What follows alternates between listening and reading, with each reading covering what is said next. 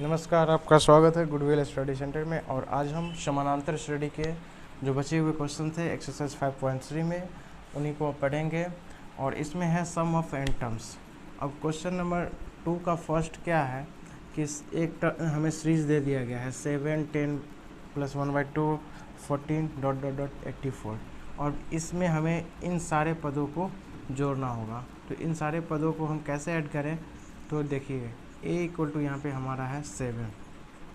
Common difference अगर हम बात करें तो 10/1/2 - 7, और इससे हमें निकलेगा 10 - 7 = 3 से ही 1/2 मतलब 7/2। अगर आप देखें कि n हमें नहीं पता है और tn हमें पता है 84। तो सबसे पहले हमें क्या निकालना होगा, n की फार्मूला क्या था, tn - a/d + 1। अगर आप देखें यहाँ पे tn की वैल्यू क्या है, tn की वैल्यू हम देखेंगे तो 84 - 7/2 + 1। और इसे आप सॉल्व कीजिएगा तो आपको मिलेगा 77 × 2/7 + 1 77 11 टाइम्स, तो आ गई 23। तो n की वैल्यू जो आई वो है 23।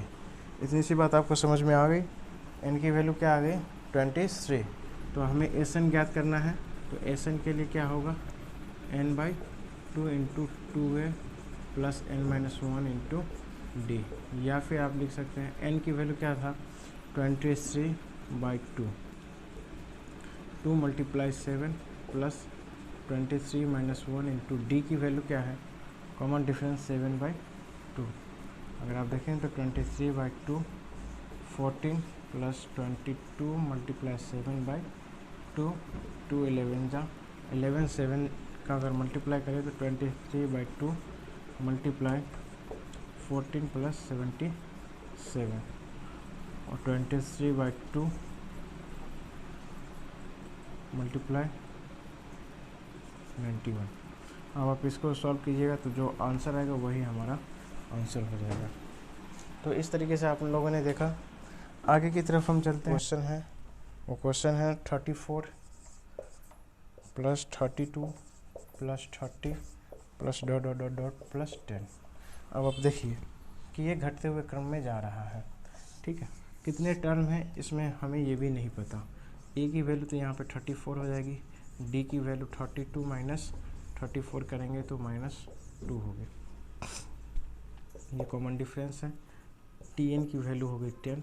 तो n की वैल्यू हमें ज्ञात करना होगा। n की वैल्यू वही हम लगाएंगे tn - a/d + 1। अगर tn की देखें तो यहाँ पे 10 है, 10 - 34, d की वैल्यू -2 + 1। अब देखेंगे 10 - 34 = 24 -2 + 1 12 टाइम्स, तो यह हो गई 13। तो n की वैल्यू क्या आ गई, 13। अब हम S13 हमें ज्ञात करना है। S13 के लिए 13/2 और ये पता होगा a+, आपको ये पता होगा Sn = n/2 × a + tn। n की वैल्यू क्या है यहाँ पे, n की वैल्यू है 13/2, a की वैल्यू 34 और tn की वैल्यू 10।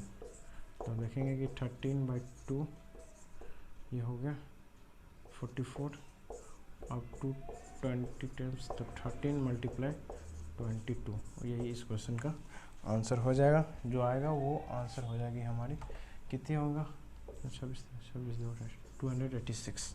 तो इन सब का अगर हम सम करेंगे तो हमें क्या मिलेगा, 286।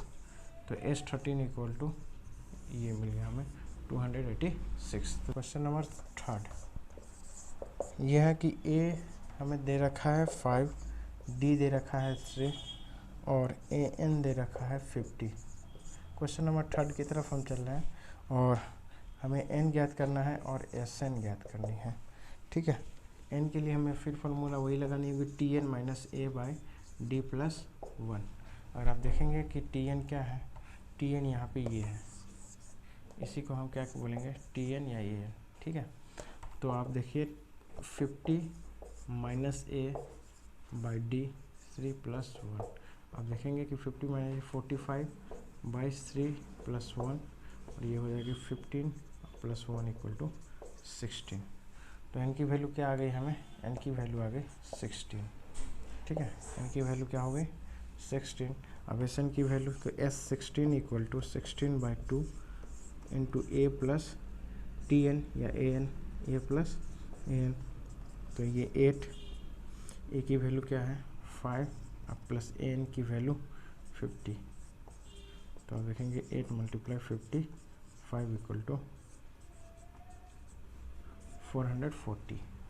ये किस तरीके से पिछले क्वेश्चंस को आप देखे होंगे, तो n/2 a plus a N हम लोगों ने, क्वेश्चन जो है वो है a equal to 7, a 13 equal to 35 और d इक्वल टू हमें निकालना है, और s13 निकालना है। s13 निकालना है तो s13 के लिए क्या होगा, आप देखेंगे 13/2 into a plus a N, 13/2, ए की वैल्यू 7 है और ए एन की वैल्यू, A13 की वैल्यू क्या है 35 है। तो देखेंगे कि 13/2 मल्टीप्लाई 42, 2 से अगर इसे हम काटेंगे तो हमें मिल जाएगा 21, तो हो गए 13 × 21 इक्वल टू 13 × 1 = 13, 13 × 2 = 26 प्लस 1 27। तो ये वैल्यू आ गई हमारा किसकी, S13 की वैल्यू क्या है 273। अब आप देखिए इसमें ए एन इक्वल टू क्या होता है a plus n minus 1 into d, ये भी होता है। तो आप देखेंगे कि A13 की वैल्यू क्या है, आप देखेंगे कि यहाँ पे है 35, तो आप लिख सकते हैं 35 इक्वल टू ए की वैल्यू क्या है 7 plus n minus 1, 13 minus 1 into d. अब ये इसको माइनस करेंगे तो 35, देखिए कि 35 minus 7 equal to 13 minus 1 into 12 into d. अगर हम ये 8 आ जाएगी और ये 28 इक्वल टू 12 इंटू डी हो गई।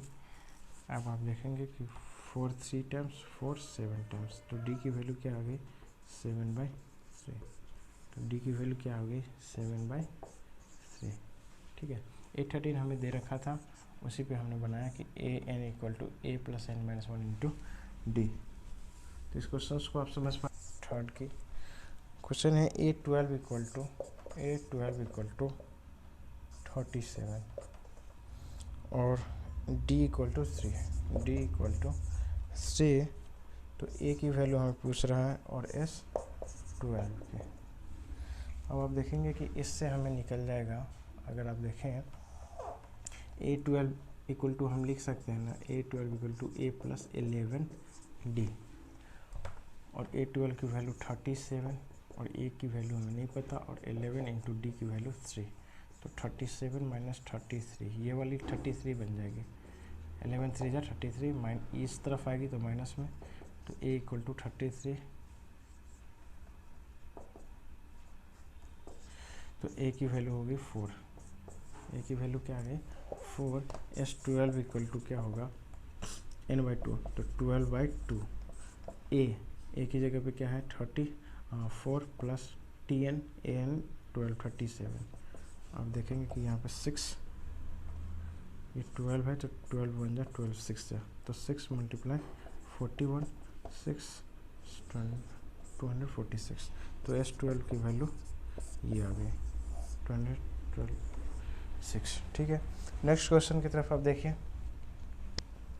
नेक्स्ट जो क्वेश्चन है वो क्वेश्चन है A3 equal to, 4th number question है, A3 equal to 15, S10 equal to 125, और तो यहाँ पे D की वैल्यू और A10 की वैल्यू हमें ज्ञात करनी है, D की वैल्यू और A10 की वैल्यू। तो आप देखिए A3 का मतलब A प्लस 2D, ये क्या है 15 है, ठीक है, और ये S10 है, S10 को हम लिख सकते हैं 10/2 इंटू A प्लस 10 या 2A plus 9 into D, 10 minus 1 into D, ठीक है। और ये है 125 equal to 5 2a plus 9d। अब देखेंगे तो ये यहाँ से कट जाएगी 25 टाइम्स, तो 2a plus 9d equal to हो जाएगा 25। ये इक्वेशन 2 होगा, ये इक्वेशन 1, ये इक्वेशन 2। अब इक्वेशन 1 में अगर हम मल्टीप्लाई कर दें 2 से, मल्टीप्लाई किससे करेंगे 2 से, तो ये क्या होगा 2a plus 4d equal to 30।